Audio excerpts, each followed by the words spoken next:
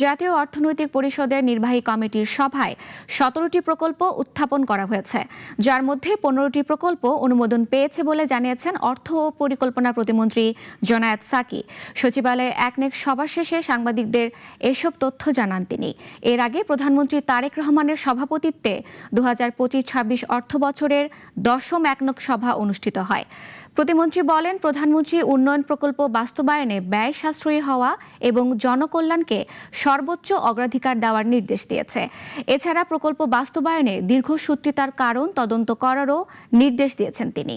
চলমান প্রকল্প এবং যেসব প্রকল্প প্রস্তাবিত হয়েছে বিগত সময়গুলোতে, সেই সব প্রকল্পগুলোকে আমাদের রিভিউ করতে হবে।